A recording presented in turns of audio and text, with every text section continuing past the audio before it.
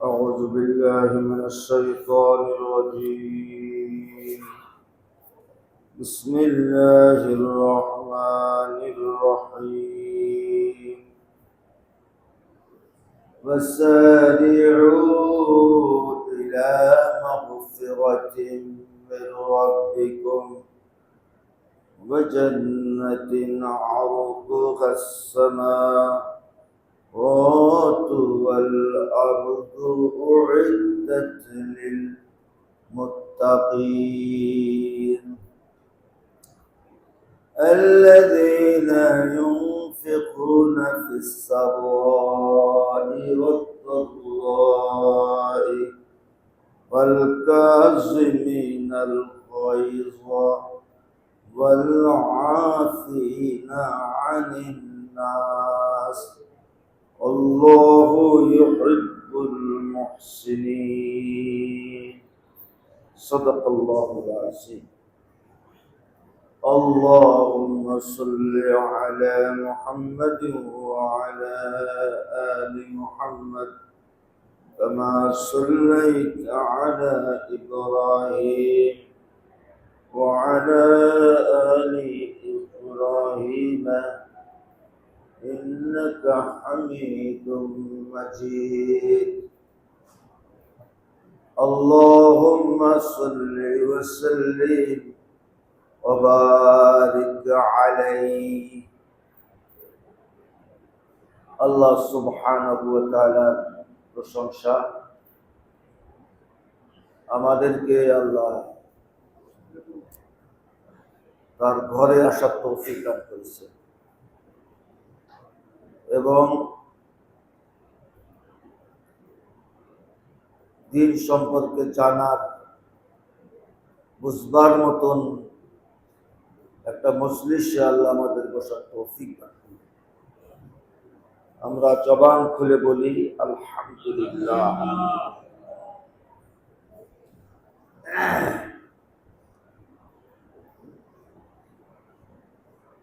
সৃষ্টি জগতের মধ্যে আল্লাহ রাব্বুল আলামিন মানুষকে সর্বোৎকৃষ্ট করেছেন এবং একমাত্র মানুষকে উদ্দেশ্য করে আল্লাহ বাণীও নাযিল করলেন, যে বাণীর মাধ্যমে আমাদেরকে জানানো হয়েছে আমাদের একটা ইতিহাস আছে। আমাদের সৃষ্টিটা ভিন্ন, আমাদের ইতিহাসও ভিন্ন, আমাদের অতীত ইতিহাসও আছে, আমাদের ভবিষ্যৎও আছে। আমাদের ভবিষ্যৎ হলো আমরা হয় জান্নাতে থাকব অথবা জাহান্নামে থাকব। এটা আমাদের কর্মের উপরে, আমাদের বিশ্বাসের উপরে নির্ভর করতেছে এবং যে কর্মের স্বাধীনতা আল্লাহ আমাদের দান করেছেন এবং এখানেই পরীক্ষা।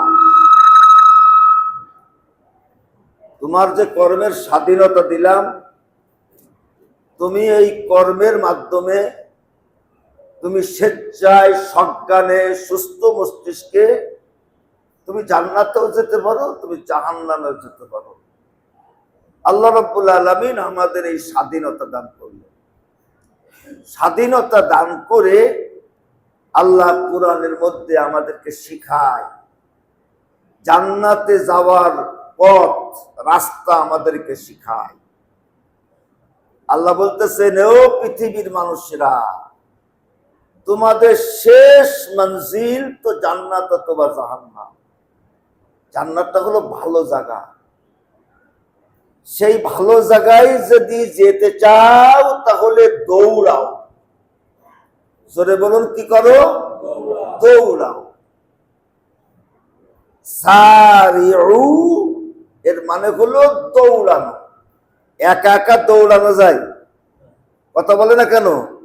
একা একা দৌড়ানো যায় না, কমপক্ষে দুইজন লাগে। এটা হলো বাবে মুফাআলার বৈশিষ্ট্য। এই জন্য কতালা মানে কি? দুইজন মারামারি করতেছে। দুইজন মারামারি, কাতালা ইউকাতিলু, হ্যাঁ, দুইজন লড়াই করতেছে। আল্লাহ বলছে ওয়াসারিউ, তোমরা দৌড়াতে থাকো, ইলা মাগফিরাহ, তোমার রবের ক্ষমার দিকে দৌড়াতে থাকো। আর আমরা কোন দিকে দৌড়াচ্ছি? আমরা আযাবের দিকে দৌড়াচ্ছি, আল্লাহর অসন্তুষ্টির দিকে দৌড়াচ্ছি। وسارعوا إلى مغفرة من ربكم وجنة عرضها كعرض السماء والأرض أعدت للمتقين।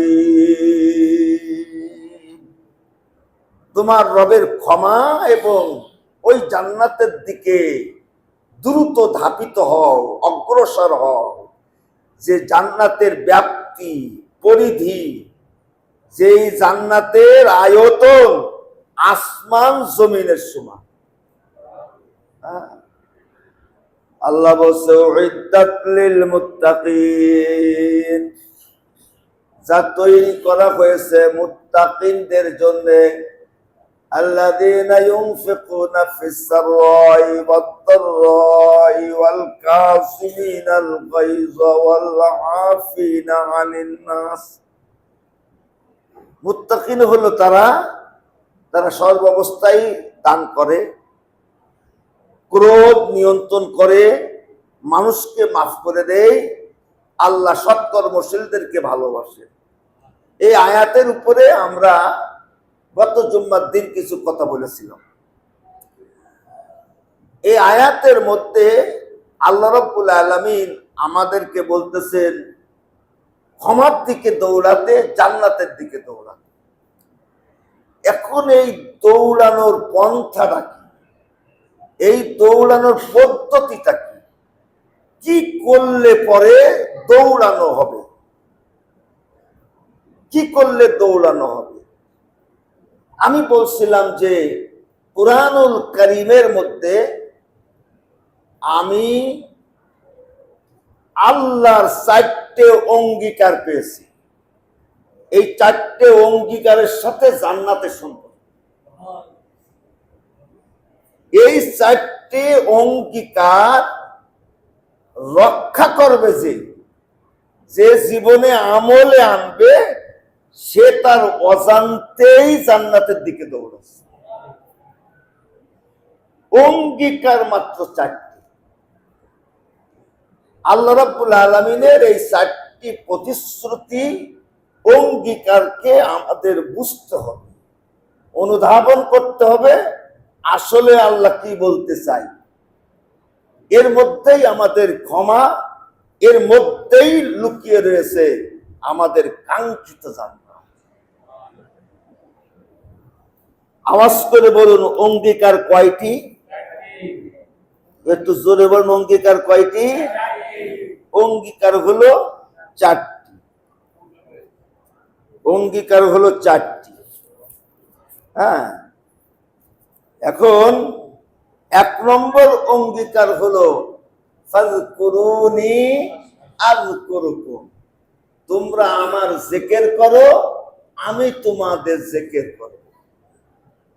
মানে তোমরা আমার মনে করো, আমি তোমাদেরকে মনে রাখব।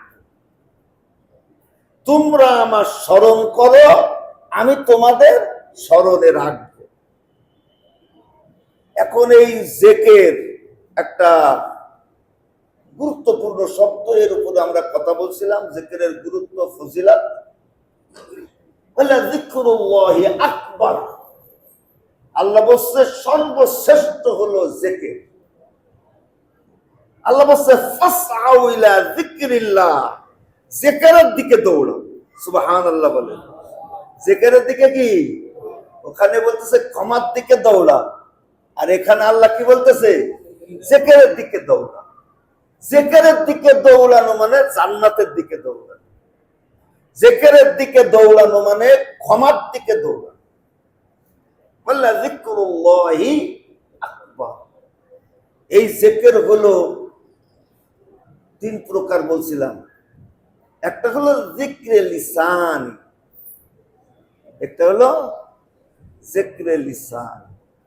লা ইয়াজালু লিসানুকা রাতবান, আল্লাহ রাসূল বলেন যে রতবান, তোমার জবান আল্লাহ জিকিরে সিক্ত রাখো।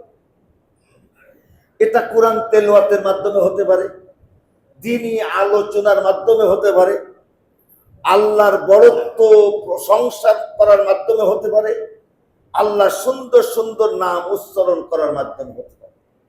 যিকরে আফআলি, কর্মক্ষেত্রে আল্লাহর আদেশ নিষেধ মেনে চলা। যিকরে কালবি মানে আল্লাহর সঙ্গে অন্তরের যোগ সম্পর্ক তৈরি করা। সুবহানাল্লাহ বলেন। কি সম্পর্ক তৈরি করা? যোগ সম্পর্ক। আল্লাহর সাথে অন্তরের একটা যোগ আছে। যোগ বোঝেন তো? যোগ, তারপরে বিয়োগ, যোগ বিয়োগ। এখন আল্লাহর সাথে যোগ হবে না বিয়োগ হবে? অন্তরের একটা যোগ সম্পর্ক তৈরি করা। তার মানে হলো অন্তর দিয়ে আল্লাহর বিশ্বাস করা, যেভাবে বিশ্বাস করা উচিত। অন্তর দিয়ে আল্লাহর উপরে ভরসা রাখা, যেভাবে ভরসা করা উচিত। অন্তর দিয়ে আল্লাহর ভয় করা, যেভাবে ভয় করা দরকার। অন্তর দিয়ে আল্লাহর কথাগুলিকে সম্মান করা, জীবন দিয়ে হলেও তার মর্যাদা রক্ষা করা। এটাই হলো আপনার যোগ সম্পর্ক তৈরি করা। আর এটাকেই জিকির নামে আখ্যায়িত করা হয়েছে। আমরা এই জিকিরের উপরে কলবে জিকির কারে কয়, আমরা এ সম্পর্কেও কথা বলেছি। 2 নম্বর আল্লাহর অঙ্গীকার।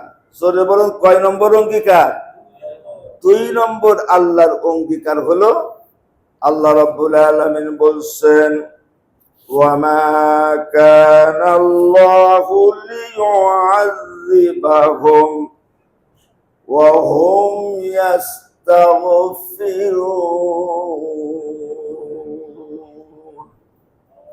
ওয়ামা কানাল্লাহু মুআযিবাহুম, সূরা আনফাল 33 নম্বর আয়াত। আল্লাহ বলছে, আমি আল্লাহ তাদেরকে ততক্ষণ পর্যন্ত আযাব দেই না, আমি আল্লাহ তাদেরকে ততক্ষণ পর্যন্ত শাস্তি প্রদান করি না যতক্ষণ পর্যন্ত তারা ক্ষমা প্রার্থনা করে। আযাব থেকে বাঁচার একটি মাত্র পথ, ক্ষমা চাইতে হবে। জোরে বলুন, কি চাইতে হবে? আরো জোরে বলুন, কি চাইতে হবে? ক্ষমা চাইতে হবে। সূরা ইমরানের 130 নম্বর 35 নম্বর আয়াতের মধ্যে আল্লাহ বলছেন, ওয়াল্লাযীনা ইযা ফাআলু ফাহিশাতান আও যালামু আনফুসাহুম যাকারুল্লাহ ফাস্তাগফারু লিযুনুবিহিম ওয়া মান ইয়াগফিরুয-যুনুবা ইল্লাল্লাহ ওয়া লাম ইউসিররু আলা মা ফাআলু ওয়া হুম ইয়ালামুন।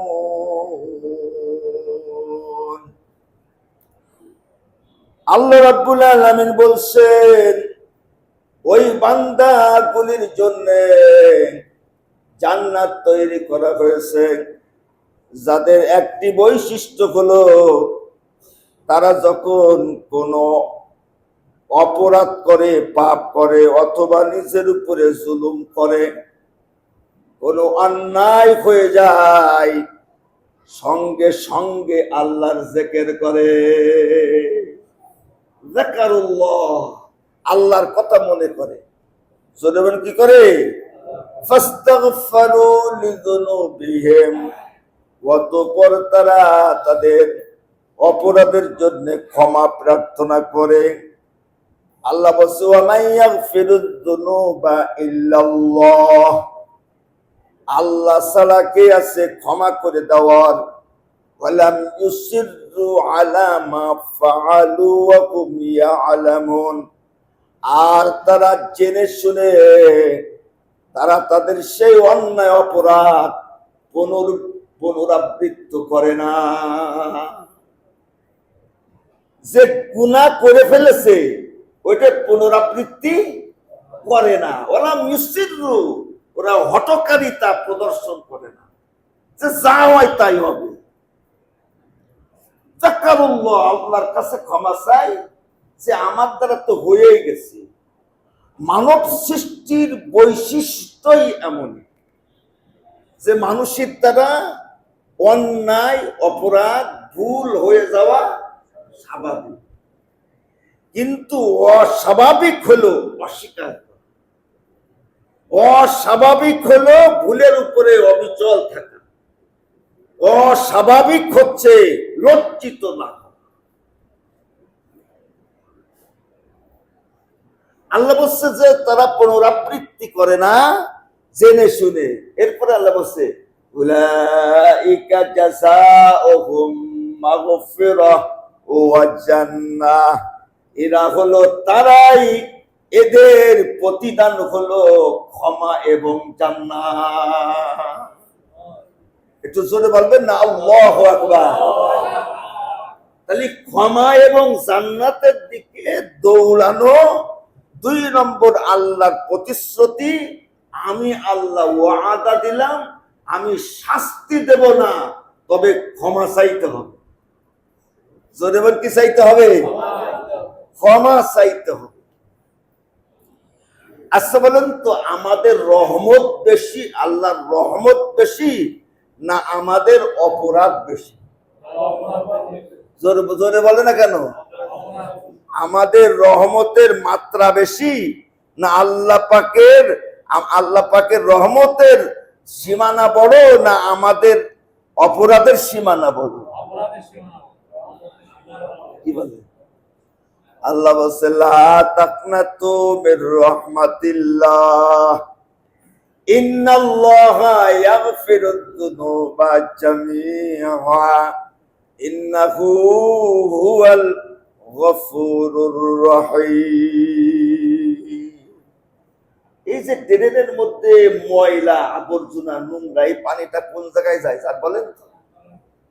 কোন জায়গায় যায়? এই পানির একটা বিরাট অংশ নদীতে চলে যায়। আচ্ছা, এই নোংরা পানি নদীতে গিয়ে নদী নোংরা করে না এই পানিগুলো পবিত্র হয়ে যায়? কি বলে? সাগরটা হলো আল্লাহর রহমত, আর আমাদের অন্যায় অপরাধ গুলো হলো এসে ড্রেন। এই ড্রেন দিয়ে সাগরে যা যাবে সব কি হয়ে যাবে? সব ভস্ম হয়ে যাবে। আল্লাহ বলছে লা তাকনাতু মির রাহমাতিল্লাহ, তোমরা আল্লাহর রহমত থেকে হতাশ হবে না, নিরাশ হবে না। ইন্নাল্লাহা ইয়াগফিরুয যুনুবা জামিআন, আল্লাহ গ্যারান্টি দিয়ে বলতেছেন অবশ্যই আল্লাহ সকল প্রকার পাপ মাফ করে দেবেন। জামিআ মানে কি? সব। জামিয়া মানে কি? কতটুকু নলি সব হয়? কথা কষ্ট না কেন? কতটুকু নলি সব হয়? আল্লাহ বলছে সব মাফ করে দেবে, তাহলে কতটুকুন থাকবে? আল্লাহর উপরে বলছে ইন্নাল্লাহ গফুরুর রহিম, আমি কেন মাফ করব না? আমার নামই তো ক্ষমাশীল, আমার নামই তো দয়ালু। এ ক্ষমা করবে, আল্লাহ রাব্বুল আলামিন ক্ষমা করবে, ক্ষমা চাইতে হবে না? আরে কত কষ্ট না কেন? আল্লাহ বলছে অবশ্যই সব গুনাহ মাফ করে দেবে, কিন্তু 3টে শর্ত পূরণ করতে হবে। জোরে বলুন, কয়টা শর্ত পূরণ করতে হবে? আমি কুরআন হাদিসের মধ্যে তলাশ করলাম ক্ষমার লাইনটা কি। তলাশ করতে গিয়ে দেখলাম শর্ত আছে। ক্ষমা চাইতে হলে, ক্ষমা প্রাপ্ত হতে হলে ক্ষমা প্রাপ্ত হওয়ার যোগ্য হওয়া লাগবে। আর যোগ্য হতে হলে 3টি শর্ত পূরণ করতে হবে। 1 নম্বর শর্ত হলো তুমি জানো তুমি জীবনে আল্লাহর অসন্তুষ্ট করে কি অন্যায় করেছো। এই অন্যায়টা তোমার স্বীকার করতে হবে, আমি অপরাধ করে ফেলেছি। 1 নম্বর কি করতে হবে? স্বীকার করতে হবে। আমরা স্বীকার করতে রাজি আছি? একটু জোরে বলুন, আমরা স্বীকার করতে রাজি আছি? আমরা যে প্রতিদিন স্বীকার করি তা কি আমি জানি? আমি প্রতিদিন স্বীকার করি তা আমি জানি না। আমি যে জানি না আমি তাও জানি না। কি অসাধারণ না? 1 নম্বর স্বীকার করতে হবে। নবী রাসূলগণ আমাদেরকে শিখিয়েছেন কিভাবে অপরাধ স্বীকার করতে। আদম আলাইহিস সালাতু ওয়াস সালামকে আল্লাহ বললেন, আলাম আনহাকুমা আন তিলকুমাশ শাজারা, আমি কি তোমাদেরকে বললাম না এই গাছের পাশে যাওয়া যাবে না? আলাম আনহাকুমা, কুমা মানে দুজন, স্বামী স্ত্রীকে আল্লাহ বলছে আমি কি তোমাদেরকে নিষেধ করিলাম না এখানে যাওয়া যাবে না? সূরা তাহার মধ্যে আল্লাহ বলতেছেন হযরত আদম আলাইহিস সালাতু ওয়াস সালামের কাছে যুক্তি ছিল, এই যাওয়ার ব্যাপারে যুক্তি ছিল। আল্লাহ বলছে ফানাসিয়া, আল্লাহ যে নিষেধ করেছিলেন যাওয়ার সময় মনে ছিল না। যাওয়ার সময় কি ছিল না? আল্লাহর কাছে বলতে পারতেন যে আল্লাহ তুমি তো জানো আমার মনে ছিল না। নবীদের বৈশিষ্ট্য হলো সারেন্ডার করা। আল্লাহ যখন বললেন আমি কি তোমাদেরকে বললাম না ওখানে যাওয়া যাবে না, তখন স্বামী স্ত্রী একসঙ্গে বলে উঠলেন ক্বালা রব্বানা যালামনা আনফুসানা ওয়া ইল্লাম তাগফির লানা ওয়া তারহামনা লানাকুনান্না মিনাল খাসিরিন। আমরা আমাদের আত্মার উপরে জুলুম করেছি। আল্লাহরে না মানলে সে নিজের উপরে কি করে? আরে কথা বলতেছে না কেন? এরকম জুলুম করলো, নিজেই নিজেরে জাহান্নামে নিয়ে যাচ্ছে। কত বড় জালেম, নিজে নিজেরে জাহান্নামে নিয়ে যাচ্ছে। ওয়াইল্লাম তাগফির লানা মানে আল্লাহর কাছে মানে অপরাধ স্বীকার করার সিস্টেমটা দেখেন। তাই আমি আমার আত্মার উপরে জুলুম করেছি, যদি তুমি মাফ না করো আমি কিন্তু শেষ। সুবহানাল্লাহ বলবেন না? ওয়াইল্লাম তাগফির লানা লানাকুনান্না মিনাল খাসিরিন, আমি ক্ষতিগ্রস্ত হয়ে যাব। হযরত মুসা আলাইহিস সালাতু ওয়াস সালাম একদিন দেখলেন 2 ব্যক্তি মারামারি করতেছে। তিনি আরো দেখলেন যে একটা হলো আমার দলের, একটা হলো ফিরাউনের দলের। তাহলে দলে দলে কি করতেছে? কথা কয় না কেন? এটা অনেক পুরনো সুন্নত, দলে দলে মারামারি করা। এখন মুসা আলাইহিস সালাতু ওয়াস সালাম 2 জনকে ডাকলেন কাছে। নরম নবী না গরম নবী? কি বলেন, আমাদের মতন নাকি? বলছে ব্যাপার কি, মারামারি করো কেন? এখন শুনতে গিয়ে তিনি বুঝতে পারলেন যে এই মারামারির উস্কানি দাতা ছিল ফিরাউনের দলের ওই সদস্য। মুসা আলাইহিস সালাতু ওয়াস সালাম ভাবলেন আজকে ওর একটু সতর্ক করে দেওয়া উচিত যাতে ফাঁকদার আর কখনো এরকম না করে। মুসা আলাইহিস সালাতু ওয়াস সালাম তাহলে ছোট্ট করে একটা থাপ্পড় মারলেন। আওয়াকাযাহু মুসা, একটা থাপ্পড় মারলেন। তা আল্লাহ বলতেছে ফাকাদা আলাইহি, এক থাপ্পড়ে মরেই গেছে। এক থাপ্পড়ে কি হয়ে গেছে? মরে গেছে। এখন মরে যাওয়ার পরে বলতেছে আল্লাহ এটা তো মুসার কাজ না, এটা তো মানুষ মারা, তো মুসার কাজ না। ক্বালা মিনা হাযা মিন আমালিশ শাইতান, এটা তো শয়তানের আমল। قال رب إني ظلمت نفسي فاغفر لي فغفر له আল্লাহ আমার মনের খবর জানো, কিন্তু আমার ব্যবহারে সে যে মারা গেল, আমি আমার উপরে জুলুম করেছি, ফাগফিরলি, তুমি আমার মাফ করে দাও। আল্লাহ বলছে তোমার অন্তর বিবেচনা করে ফাগাফারালা, আমি আল্লাহ মাফ করে দিলাম, আমি আল্লাহ মাফ করে দিলাম, অন্তর বিবেচনা করে। হযরত ইউনূস আলাইহিস সালাতু ওয়াস সালাম কওমের আচরণে তিক্ত বিরক্ত হয়ে তিনি নৌকায় আরোহণ করে অন্য জায়গায় চলে যাচ্ছে, যে এ জাতির মধ্যেই থাকবো না। কিন্তু আল্লাহর কাছে অনুমতি, যাওয়ার সময় অনুমতি নিতে মনে ছিল না। এখন নৌকায় উঠার পরে আল্লাহ ফেলাই দিচ্ছে, ফেলাই দেওয়ার পরে তো সে মাছে খেয়ে ফেলেছে। এখন ইউনূস নবী কি করলেন?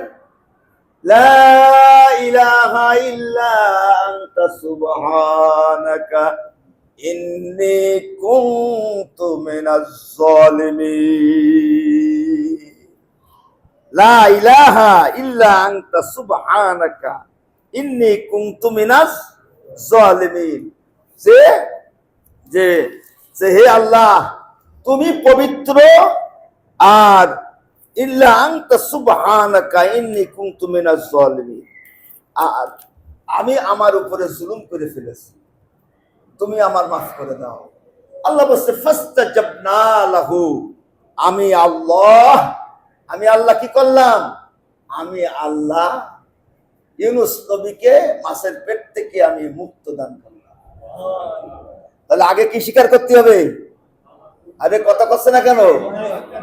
আমরা যারা 5 ওয়াক্ত নামাজ পড়ি, প্রতিদিন এত কঠিন ভাবে আমরা আমাদের অপরাধ স্বীকার করি, মাথা নিচু করে, এটা যদি আমরা জানতাম তাহলে অনেক আগেই ফেরেশতা হয়ে যেত। কিন্তু সমস্যা হলো আমি যে অপরাধ স্বীকার করি তা আমি জানি।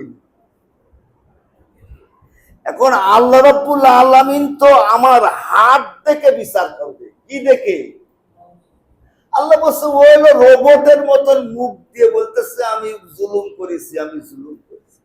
আচ্ছা বলেন তো, এই যে 2 ওয়াক্ত নামাজ, 2 রাকাত নামাজ পড়ি আযানের পরে, 2 রাকাত নামাজ না, 2 রাকাত নাই 4 রাকাত, 2 রাকাত তো কোন পক্ষে?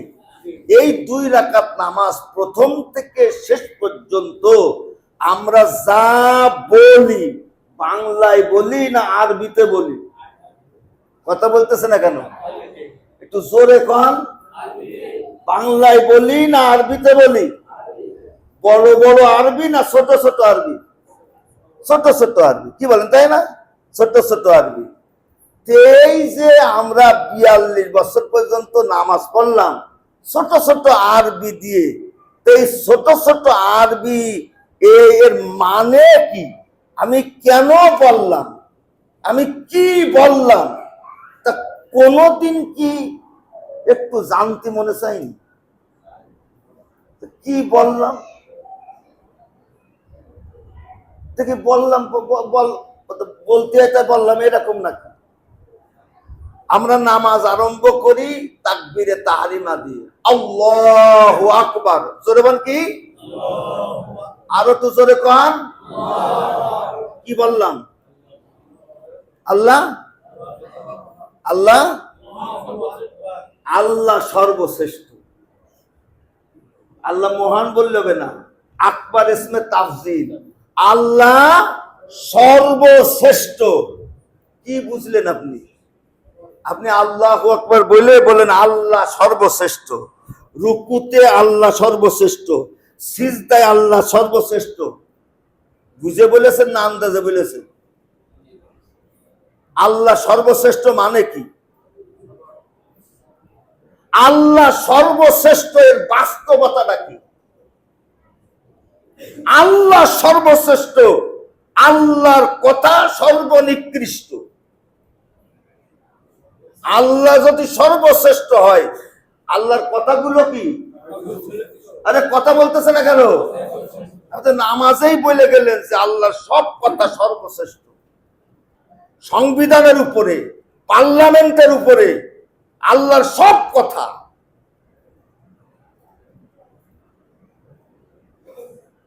এরপরে আমরা সানা পড়ি, তারপরে সূরা ফাতিহা পড়ি, তারপরে এরপরে একটা আয়াত সূরা পড়ি, পড়ে আমরা কোন জায়গায় যাই? রুকুতে যাই। কি বলে যাই? ওই আল্লাহ সর্বশ্রেষ্ঠ। এরপরে রুকুতে গিয়ে কি বলি?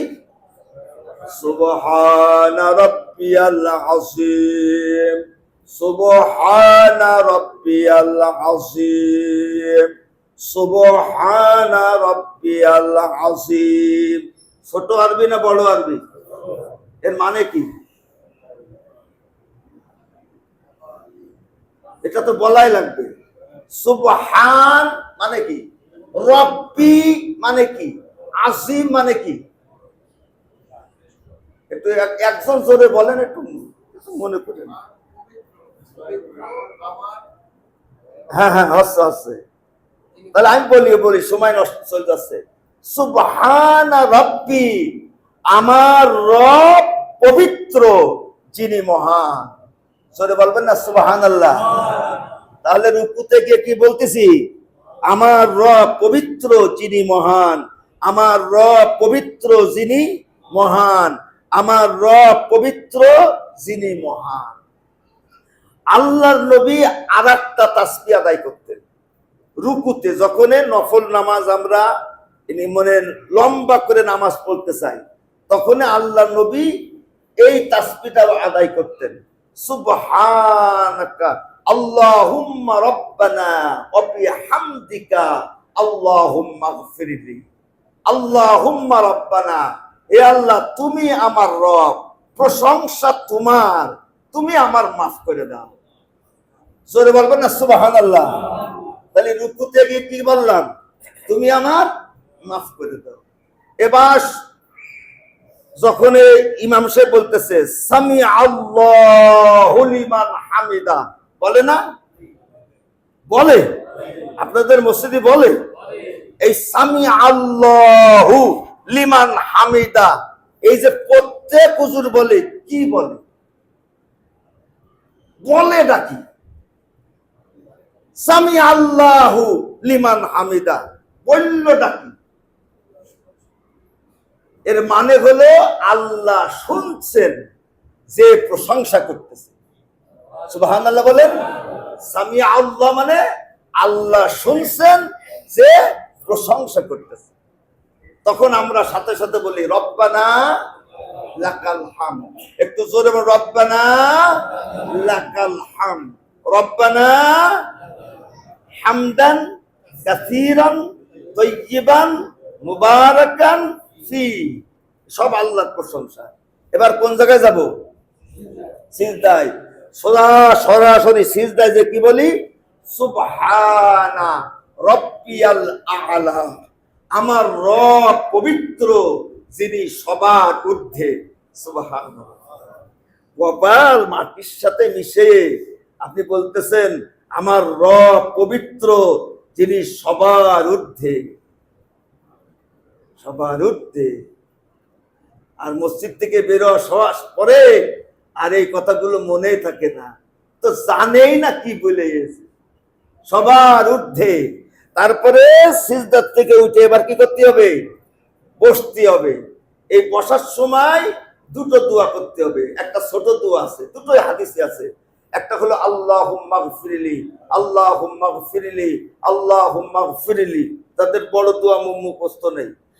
আর একটা বড় দোয়া হচ্ছে আল্লাহুম্মা গফিরলি ওয়ারহামনি ওয়াজবুরনি ওয়ারফা'নি ওয়াহদিনি ওয়াআফিনি। আমার মাফ করে দাও, আমার উপরে দয়া করো, আমার শক্তিশালী করো, আমার মর্যাদা বাড়িয়ে দাও, তুমি আমার সঠিক পথ দেখাও, আর আমাকে সুস্থ রাখো। সুবহানাল্লাহ বলবেন না কেন? এরপরে আমরা তাশাহুদি বসলাম। আত্তাহিয়াতু মানে কি? আমার মৌখিক ইবাদত, সমস্ত সকল প্রকার সম্ভাষণ আমার মৌখিক ইবাদত, আসসালাওয়াতু আমার শারীরিক ইবাদত, ওয়াত্তাইয়্যিবাত আমার জীবনে পবিত্র থাকা, সব তোমার জন্য। তাও সুবহানাল্লাহ বলবেন না? আপনি আপনি তাশাহুদি বসে বলে আসলেন আমার জীবনে পবিত্র থাকা তোমার জন্য, আর আপনি এসেই অপবিত্র কাজ করলেন। তারপরে দুরূদ শরীফ, তারপরে কি দুরূদ শরীফ, এরপরে সানা, এই জায়গায় সানা, এরপরে দুআই মুখস্থ আছে তো? কার কার মুখস্থ আছে? মুখস্থ আছে? অর্থ সহ না অর্থ ছাড়া? বলেন না কেন? অর্থ সহ না অর্থ ছাড়া? তাহলে সুবহানাল্লাহ না নাউজুবিল্লাহ?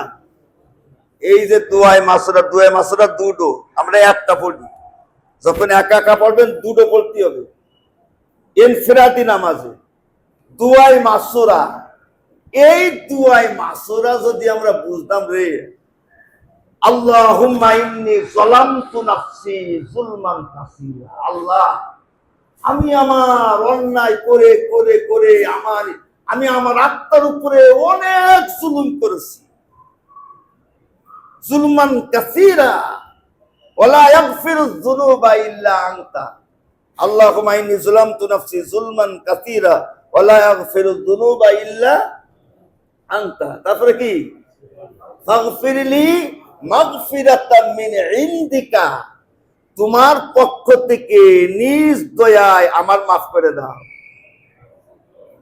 মাগফিরলি ইনদা রাব্বিকা ওয়ারহামনি, আমার উপরে দয়া করো, কারণ ইন্নাকা আনতাল গফুরুর রহিম, নিশ্চয় তুমি ক্ষমাশীল, তুমি দয়ালু। আমি জুলুম করে ফেলেছি।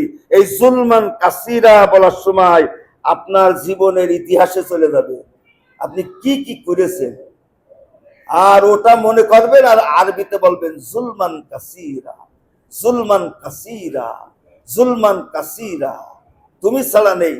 আর একটা দুআই মাসুরা আছে, মাসুরা আছে, সেটা হাদিসে আছে, আল্লাহুম্মা ইন্নী আউযু বিকা মিন আযাবি জাহান্নাম ওয়া আউযু বিকা মিন আযাবিল কবরি ওয়া আউযু বিকা মিন ফিতনাতিল মাসিহিদ দাজ্জাল ওয়া আউযু বিকা মিনাল আহইয়াই ওয়াল মামাত। আচ্ছা, এইভাবে যদি প্রতিদিন 2 রাকাত নামাজ পড়ে পড়ে জুলমান কাসীরা, জুলমান কাসীরা, জুলমান কাসীরা, আর ইতিহাস স্মরণ করে, ইতিহাসের পাতায় চলে যায়, ওর গুনাহ থাকতে পারে? কথা বলতেছে না কেন? থাকতে পারে? গুনাহ আছে না গেছে? কেন? আমি যে কি যে বলেছি, আমি অন্তর দিয়ে বলিনি, আমি আসলে অন্তর দিয়ে অপরাধ স্বীকার করিনি। তাহলে 1 নম্বর শর্ত হলো স্বীকার করা। জোরে বলুন, কি করা? তাহলে ক্ষমা প্রাপ্ত হতে হলে কয়টা শর্ত পূরণ করতে হবে? তাহলে 3টে বলতেছিলাম, একটাই শেষ হয়ে গেছে। তাহলে আপাতত এখানে স্টপ, এই সাবজেক্টই স্টপ। আর কিছুদিন পরেই রমজান, কুরবানি না? সামনে কুরবানি সম্পর্কে সামনের সপ্তাহে আলোচনা হবে। তারপরে আমরা কুরবানি কমপ্লিট করে আবার এই আলোচনায় ফিরে আসবো।